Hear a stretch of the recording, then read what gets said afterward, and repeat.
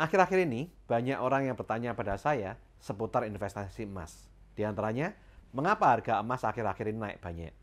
Dengan kondisi harga emas yang saat ini naik, apakah saat ini merupakan saat yang tepat untuk beli emas? Tunggu harganya turun dulu baru beli?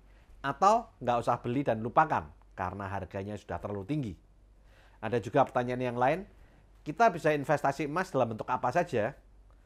Nah, apakah investasi emas adalah instrumen investasi yang paling aman kok dikatakan instrumen safe haven? Mari kita kupas di video yang kali ini.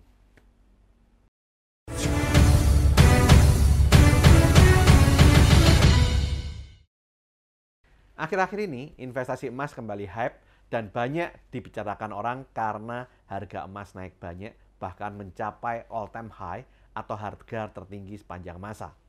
Investasi emas merupakan salah satu pilihan investasi yang populer karena emas dianggap sebagai mata uang kuno dan sudah terbukti selama ribuan tahun sebagai instrumen lindung nilai atau aset safe haven. Dari data World Gold Council, emas dipergunakan sebagai alat tukar dan simbol kekayaan sejak zaman Mesir kuno, 5000 sebelum Masehi, dan dijadikan sebagai standar nilai yang digunakan dalam perdagangan internasional. Sedangkan dari data Gold Eagle, di Mesopotamia, tahun 2500 sebelum Masehi, emas digunakan dalam bentuk batangan dan koin sebagai alat pembayaran. Yunani kuno mulai mencetak koin emas sekitar abad ke-6 sebelum Masehi yang digunakan untuk perdagangan domestik dan internasional. Kekaisaran Romawi melanjutkan tradisi ini dengan mencetak koin emas solidus yang sangat dihargai dan digunakan dalam perdagangan domestik dan internasional. Kekaisaran Bizantium mencetak solidus Bizantium atau nomisma yang merupakan mata uang emas kuno untuk perdagangan internasional utama di Eropa dan Timur Tengah selama abad pertengahan atau lebih dari 700 tahun. Pada era kolonial dan penemuan benua baru Amerika, emas yang diperoleh dari kerajaan Inca dan Aztec digunakan untuk mencetak koin emas seperti escudo dan doubloon yang membuat Spanyol menjadi negara paling kaya di Eropa saat itu.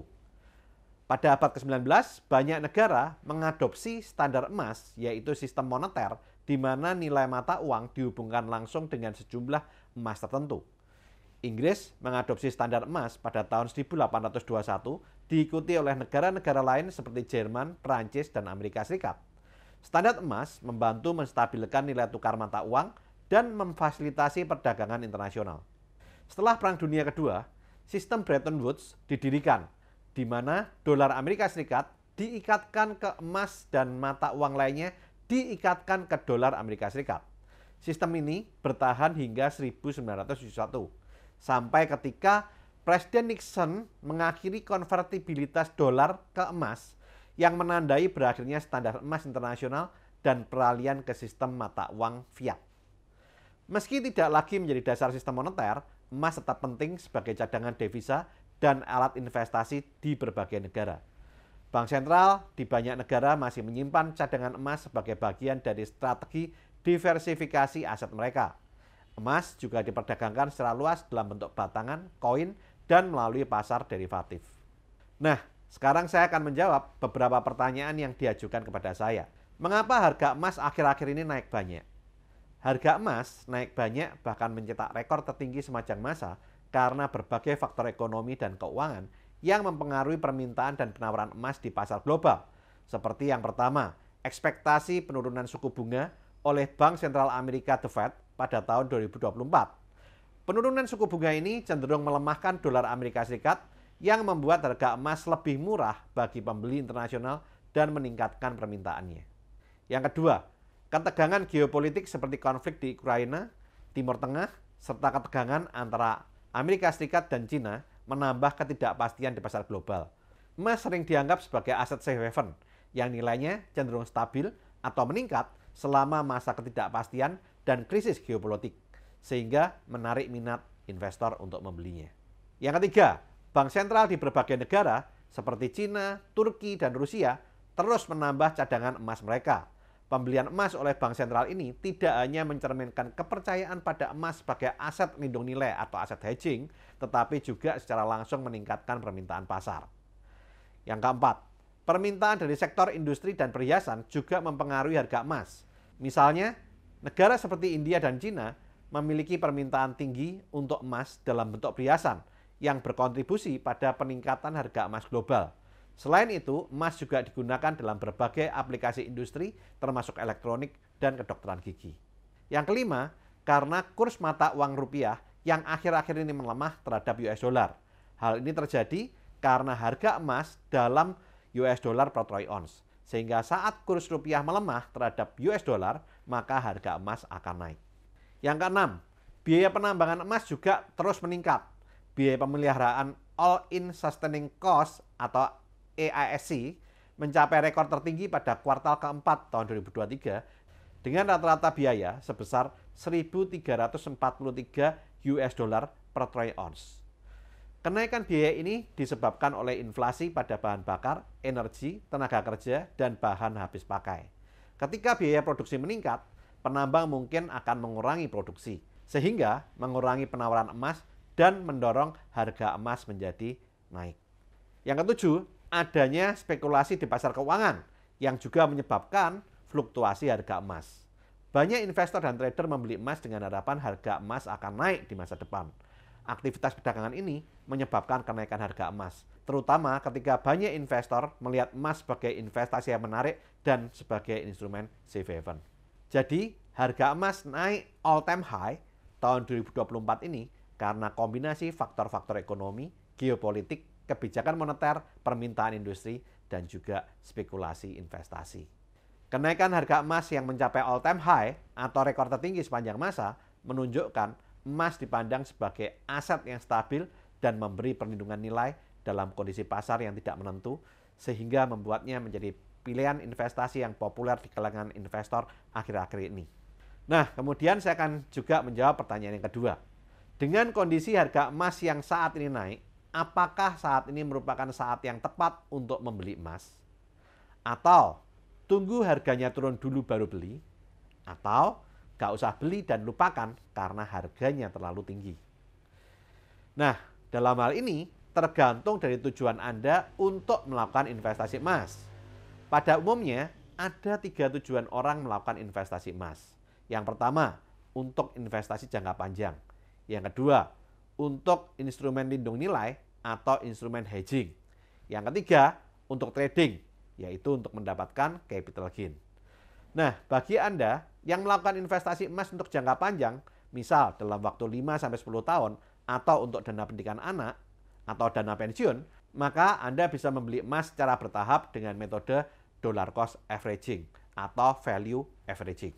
Demikian juga bagi Anda yang melakukan investasi emas untuk hedging atau lindung nilai, Anda juga boleh membeli emas secara bertahap, karena emas adalah merupakan instrumen investasi safe haven, di mana saat ekonomi mengalami krisis akan membalancing portofolio investasi Anda. Sedangkan bagi Anda yang melakukan investasi emas untuk trading, bagi Anda yang seorang pemula atau newbie, saya tidak menyarankannya. Anda jangan FOMO atau fear of missing out dan ikut-ikutan beli. Anda harus berhati-hati karena harga emas sudah cukup tinggi saat ini. Tetapi bagi Anda yang expert, Anda boleh beli, tetapi harus waspada. Karena ada idiom di industri keuangan, saat harga mencapai all-time high, the sky is the limit. Menunjukkan keyakinan bahwa saat suatu instrumen investasi harganya melampaui titik tertinggi sebelumnya, harga aset tersebut bisa terus naik lebih tinggi dalam jangka panjang di masa yang akan datang. Tetapi seringkali kondisi ini juga diiringi oleh volatilitas harga aset yang tinggi atau pergerakan harga aset yang naik turun dengan cepat dalam jangka pendek. Hal ini merupakan kondisi yang baik untuk mendapatkan keuntungan dengan cepat, tetapi juga memiliki resiko yang besar. Kemudian pertanyaan ketiga, kita bisa investasi emas dalam bentuk apa saja? Investasi emas bisa dilakukan dalam berbagai bentuk. Yang pertama, emas fisik, bisa dalam bentuk batangan, koin, ataupun perhiasan. Yang kedua, kita bisa investasi dalam bentuk emas digital.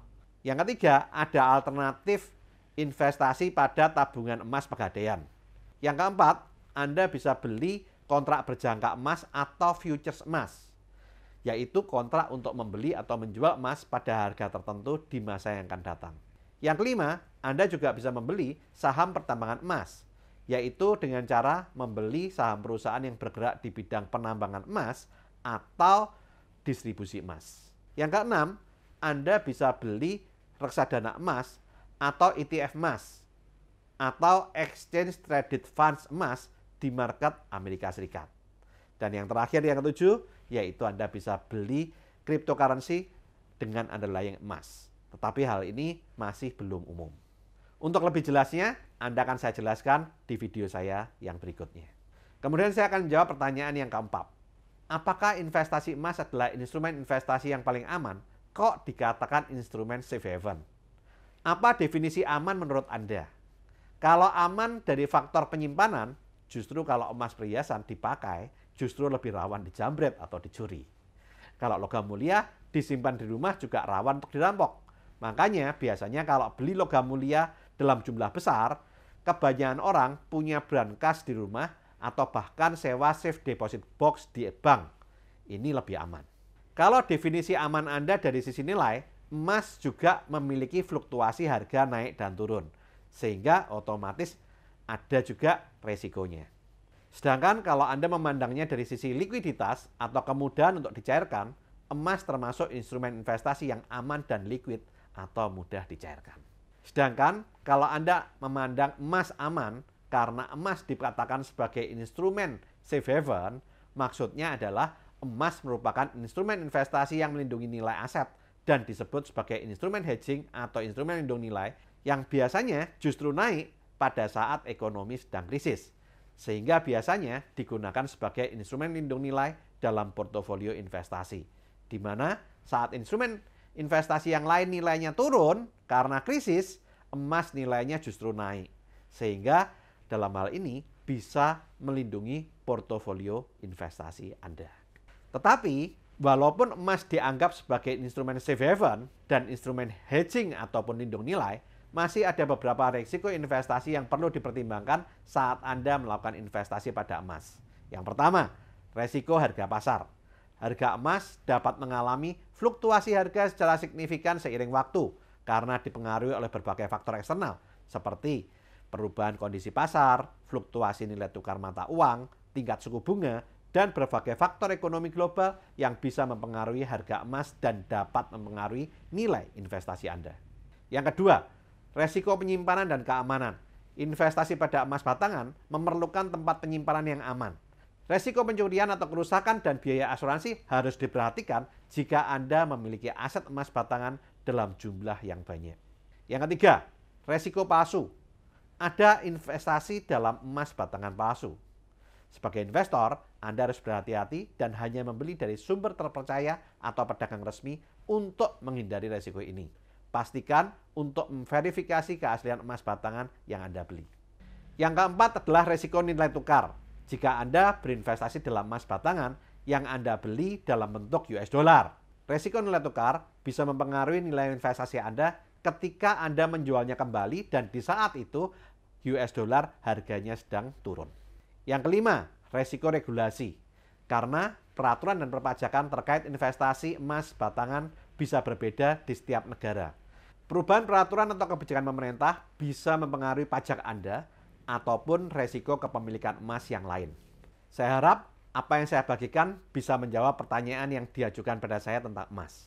Nah, hal yang perlu Anda perhatikan adalah yang pertama, emas merupakan alat tukar yang sudah digunakan dalam sistem perdagangan kuno. Sehingga emas merupakan mata uang kuno yang masih eksis sampai saat ini dan terbukti bisa melawan inflasi. Yang kedua, emas juga sempat mendominasi kebijakan sistem moneter modern di berbagai negara. Meskipun saat ini emas sudah tidak lagi menjadi dasar sistem moneter, emas masih memainkan peran penting dalam ekonomi dunia sebagai cadangan devisa dan instrumen investasi. Yang ketiga, emas juga berfungsi sebagai simbol kekayaan dan instrumen investasi safe haven yang memiliki nilai intrinsik dan diakui secara universal. Sehingga, sebagai investor, untuk memaksimalkan potensi keuntungan dan meminimalkan resiko, Anda harus memahami tujuan investasi Anda, melakukan pembelajaran dan riset yang menyeluruh tentang emas, serta menyesuaikan dengan profil resiko dan usia Anda sebelum memutuskan untuk melakukan investasi pada emas. Video ini dibuat untuk keperluan edukasi, bukan ajakan untuk membeli ataupun menjual emas. Jika Anda membeli atau menjual emas karena melihat video ini, Segala keuntungan ataupun kerugian merupakan tanggung jawab Anda pribadi. Disclaimer on. Oke, lakukan terus saving, investing, protecting agar hidup Anda makin sip. Saya Tony Hermawan Adikaryo, sampai jumpa di puncak kemakmuran.